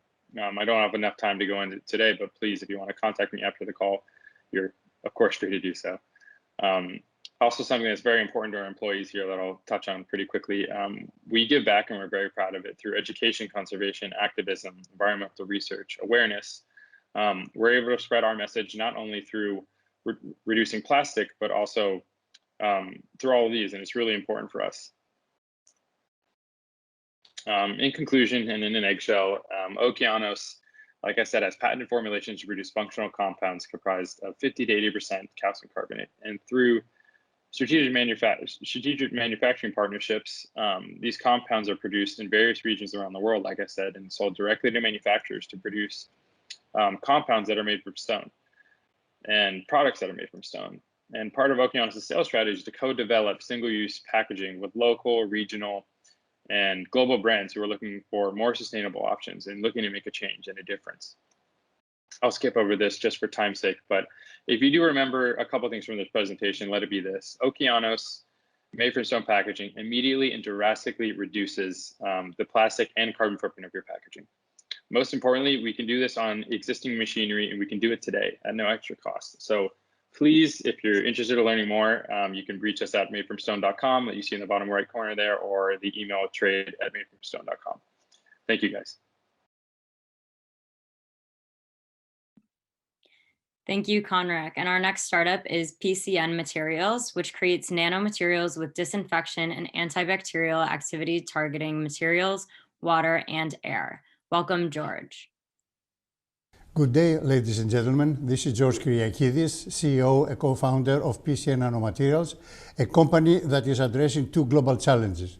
The first one is related to air pollutants, in particular in the indoor environment where people are spending more than 90% of their time. We know that air pollutants are responsible for a very high number of premature deaths both in Europe and the US, while they are responsible for billions of euros lost in healthcare and lost work hours. The second global challenge is related to airborne pathogens, and in particular in the pandemic era, in hospitals, the problem of superbugs, which is responsible for a very high number of deaths both in Europe and the US. PCN is introducing modified titania activated by visible light, in contrast with existing materials in the market that get activated by UV light. These materials lead to the creation of radicals on the surface, which in turn decompose VOCs and disrupt pathogens. This way, the competitive advantage of the company is not only on the fact that it works both outdoors and indoors, but also is producing almost zero byproducts. It has affordable materials, 30% less in price than competing materials in the market, and materials that can be applied in different matrices with a long durability. PCN is producing photocatalysts based on modified titania with three distinct attributes: disinfection, depollution, and self-cleaning, in powder or in spray form, suitable to be incorporated in a number of mattresses. These materials can be fabrics, glasses, metals, air conditioning, paints, or award-winning antibacterial cement tiles. So far, the company has applied the material in a large-scale application, a road tunnel, which 7 years down the road shows no need for maintenance and a very high reduction on running costs, electricity, and so forth. PCN Materials complied with industry standards in as far as depollution and antibacterial is concerned, as certified by accredited labs throughout Europe. The company has also a strong patent portfolio based on more than 10 years of research, composed of patents in Europe, Greece, and China. The road model of the company is based on a B2B concept, which is composed of clients of a particular sector with a sub-market in the Balkans, Europe, and the Middle East. The nucleus of the company is composed of people with strong scientific research and business background. This team is supported by complementary personnel coming from the financial team, the chemical engineers from the production line, scientists from the R&D department, and technical support personnel. So our way to the top started in late 2019 with a seed capital funding from a local VC of 0.83 million. Now we are raising 5 million euros so that we can increase our 2 metric ton per year capacity to more than 200 metric tons per year. And later on, 5 years down the road, we will raise 7 million euros so that we can increase our capacity to more than 1,000 tons per year and meet the demands of our customers. In conclusion, our experience working within the Plug and Play program has been very fruitful. So far, we had more than 18 deep dive discussions, 8 signed NDAs, 3 within Plug and Play and 5 outside, 4 proofs of concept, and 2 other funding opportunity schemes within national and European programs. So if you find our technology interesting, please come along and visit our booths. We will only be too glad to give you more information and discuss with you your needs. Thank you for your attention. Thank you, PCN. The next startup that we'll hear from is NanoSpy. NanoSpy has developed a new state-of-the-art rapid detection biosensor, providing results in 20 minutes from collection to detection without the need for an enrichment process, environmentally harmful reagents, or laboratory facilities. Hello, my name is Darren Heisterkamp, president of NanoSpy. Today, I'd like to introduce our new biosensor platform and give you a close-up view of one use for foodborne pathogen detection. First, to set the stage, we're entering a large market with a very good growth rate. Our platform is suitable for solutions across the entire market spectrum, but being located here in the Midwest, we started out by taking a look at opportunities in the food industry. Our target here is food poisoning, which affects 1 out of 6 people in the US every year. That's about double the number of people who've been affected so far by COVID-19. 2 bacteria, Salmonella and Listeria, comprise 42% of the estimated economic impact of foodborne illness, with a potential $35 billion per year in healthcare costs, lost productivity, and loss of life. In the recent decade, food recalls because of Listeria were up 70%, and food recalls for Salmonella were up over 500%. If you're a food company, direct costs of such a recall average $10 million. Indirect costs, such as fines and litigation, can be several multiple millions more than that, and the ripple effects of a contamination can have billion-dollar impacts on an entire food segment. The problem remains that food companies still lack the tools for fast on-site testing to safeguard against these bacteria. The current state-of-the-art methods come with many burdens, the most significant of which is a lengthy enrichment process lasting up to 48 hours before tests can begin. Food companies have to decide whether to hold food in cold storage for 2 days waiting for test results, or take the risk and ship early. With the NanoSpy solution, the current state-of-the-art has been designed out. No reagents, no labs, and no enrichment process. Our new biosensor platform is manufactured using economical methods and harnesses the superior properties of nanostructured graphene for versatile and robust electrochemical sensing. With high electroactivity for accurate measurements and high electrode surface area for optimal loading of biorecognition agents, the key demand drivers of sensitivity, specificity, and speed are now combined into one simple test. Food companies can now go from collection to detection in 20 minutes instead of 48 hours. During production, food safety staff performed their same sample process and put the collection sponge inside a plastic bag with a buffering solution. Following simple procedures, the buffering solution containing any bacteria dislodged from the sponge is transferred into a plastic test tube and sealed with our biosensor cap. After 15 to 20 minutes of contact, bacteria become attached to the biosensor, and we can measure the change in biosensor impedance to determine an exact count of live bacteria per milliliter of sample solution being tested. You've just experienced 144x improvement in testing cycle time and have a clear digital readout of the results right in the palm of your hand. Now your decisions whether to ship or contain food product can be made in near real time. As I mentioned earlier, our platform is suitable across the entire biosensor market spectrum. We've tested our biosensor in food and ag tech, health point of care, and biosecurity. You can see that each space offers us a number of opportunities to establish development partnerships. Already, we've made corporate introductions through the Plug and Play program that have led to 1 NDA and 4 conversations. In addition, outside of Plug and Play, we've signed 1 NDA and have 3 conversations ongoing. Our team is built around complementary skill sets. Carmen and Jonathan are the inventors of the technology, leveraging Carmen's 17 years working with pathogens and food safety testing, and Jonathan's 14 years developing in-field diagnostic solutions.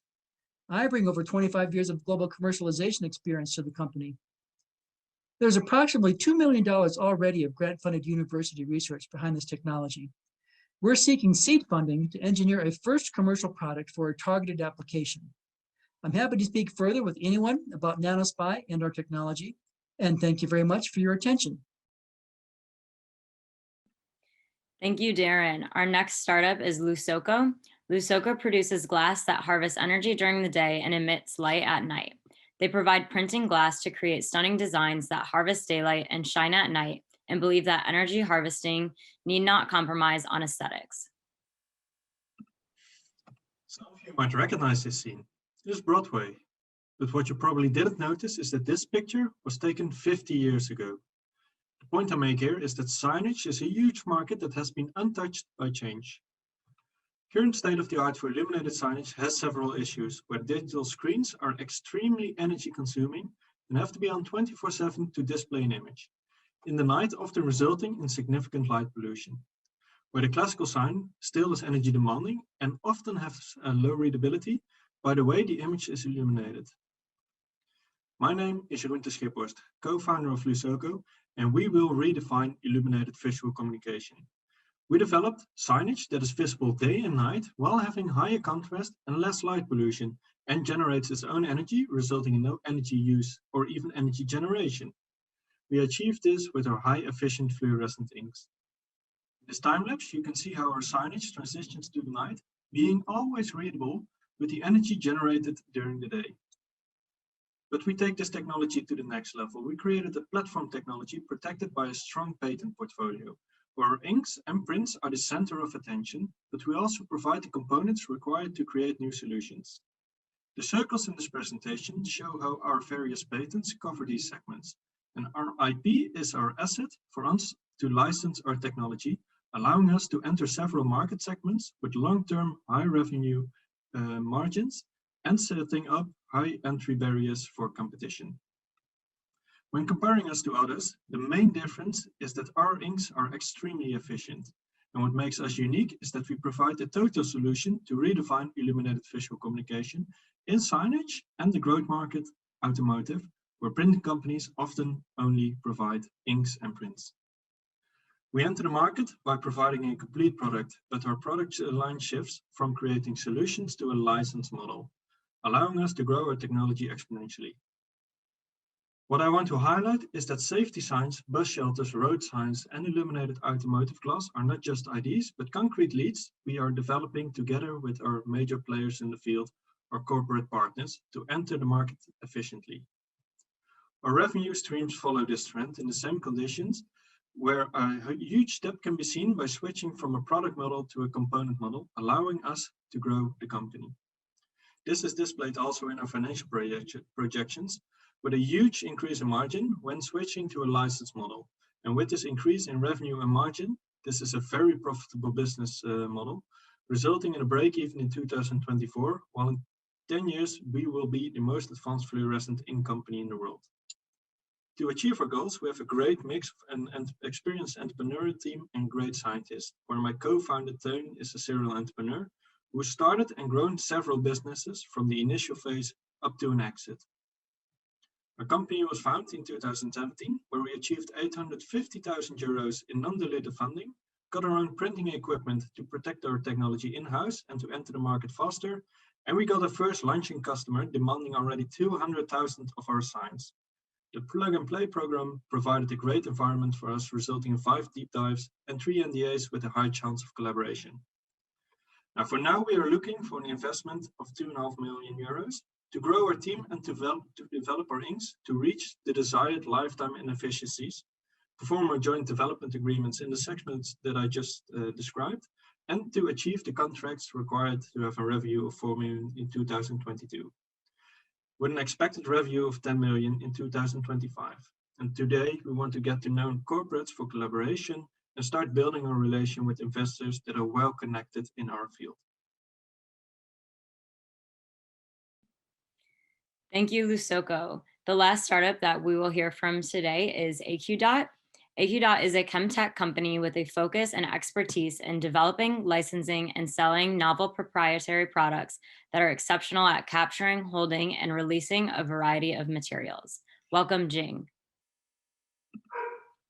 Good morning, everyone. My name is Jing. I'm one of the co-founders of Aqdot, where we deliver cleaner air everywhere for everyone. Aqdot is a transformational chemtech company based in Cambridge, UK. We're funded by a number of UK-based venture capitalists, and we're currently looking to fill our growth round.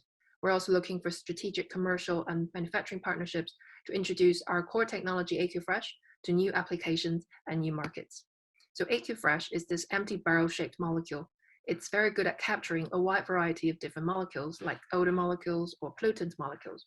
It can also release what's been captured in a controlled way, for example, releasing fragrance molecules upon the capturing of odor or pollutants molecules. The uniqueness of this technology is that it's more versatile and effective than other existing technologies. So in terms of its versatility, there are 5 benefits in one ingredient, from odor elimination to anti-pollutants to smart fragrance release and inactivation of allergens and viruses. It's also got a lot of flexibility in the way that it can be formulated. On the efficacy side, it's more than 1,000 times more effective on a molecular level than its nearest rival, cyclodextrin. It can sustain fragrance for up to 5 days and eliminate nearly 100% allergens and viruses in a very short amount of time. It's also very safe to use. It's got the highest level cradle-to-cradle material health certificate, and it's safe for humans and the environment. We have a very much de-risked platform for rapid growth. We have robust IP protection, including 19 patent families covering from state of matter to application patents, regulatory approval in the US, EU, and China, outsourced scaled manufacture for up to multi-ton scale, as well as sustainability ensured throughout the value chain. Our target market is very much in air quality, which is more than 200 billion pounds per annum. The total addressable markets are segmented based on their pain points and real needs from the markets shown here. These are big markets, and we're also addressing important sustainable development goals in each of these. Here's an example of some of our target customers and a snapshot of our sales funnel with the number of at each level, number of customers at each level rapidly going down towards partnership at the moment. Here's our sales rep forecast. The orange line is the base case, and the green line is the accelerated revenue case, which is very much where we're working towards. We have a very strong team. We have a CEO who's run public companies in the past, a COO who's 19 years in Procter & Gamble in commercial roles, and a CFO who's floated a unicorn company on NASDAQ, and also a chairman who's also the chair of British Patient Capital. Since joining the Plug and Play program, where we're hoping to be connected with more corporate partners, we've achieved a lot of conversations. We have 6 active conversations, 3 NDA signed and 2 in negotiation at the moment, and we've sent 2 samples for evaluation.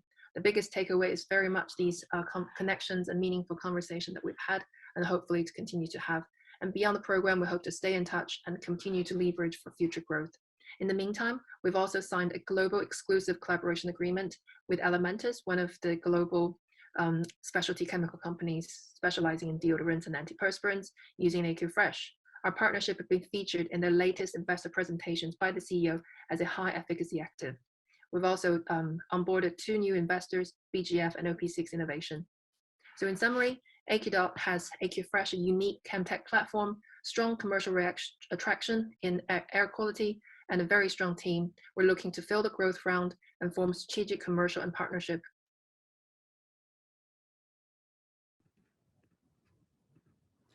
Thank you so much, Jing. And this concludes our pitch session.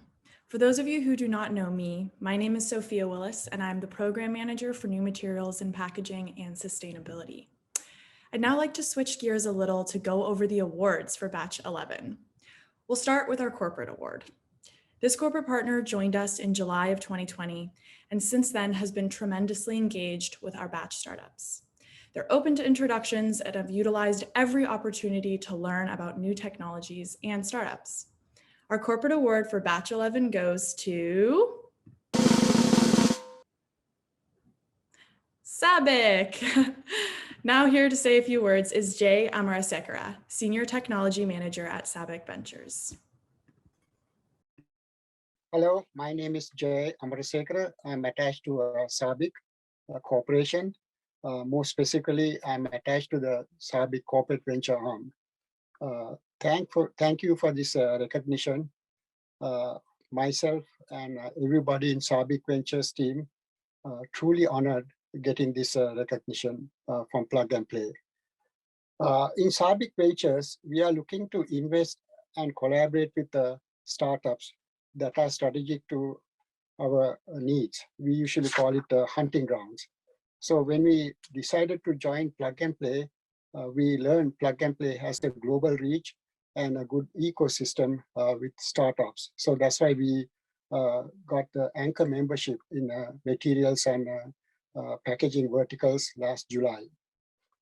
So since then, Plug and Play helped us with 4 deal flow sessions to do deal flows based on our hunting grounds. And we also joined the Plug and Play when Plug and Play was just finished the batch 10 selection. But we got an opportunity to interact with the batch 10 startups ecosystem. And also we were heavily involved with the batch 11 selection, and also the networking with the startups came with the batch 11. Not only that, we also now work very closely with the Sustainability and Alliance to End Waste Plastic team. Recently, we got connected to the AgTech vertical. Also, we are working to get more connection to the Plug and Play China team. So all these things help us to get connected to and screen about 200 startups during the last 9 months. Out of these 200 startups, we now having a deeper discussion with about 40 startups.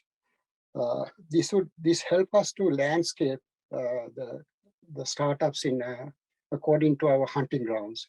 So through this landscaping, we identified few startups to move forward with a much deeper discussions, and we are executing 2 non-disclosure agreements to have collaboration discussions and investment discussion. So all along, during the last 8 or 9 months, we had a very good connectivity to a startup ecosystem with Plug and Play.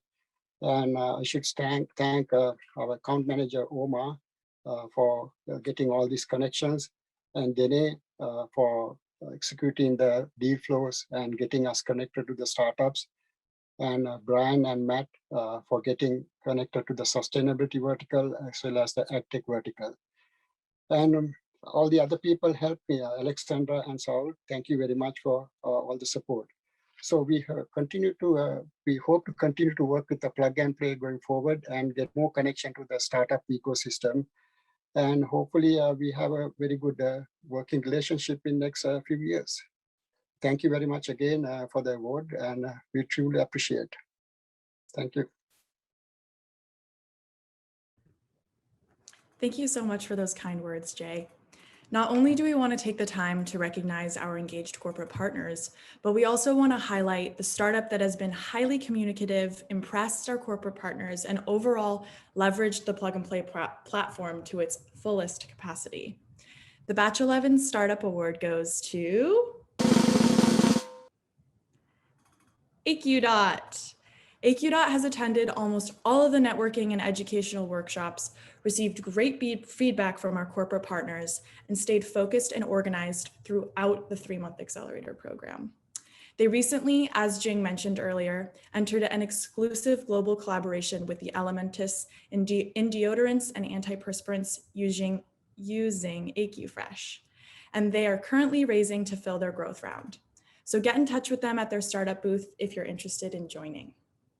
With that, I'm going to hand this off to Alexander Neeson, who will wrap this event up.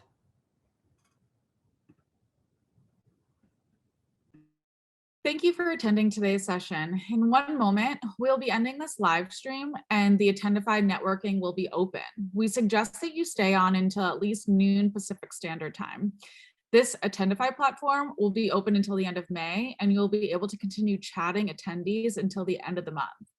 Though we encourage you to use this time to utilize the Attendify platform, explore all the features, and get to networking today. If you have any issues, there is a help desk and Plug and Players will be able to help you troubleshoot. Lastly, I want to thank you once again.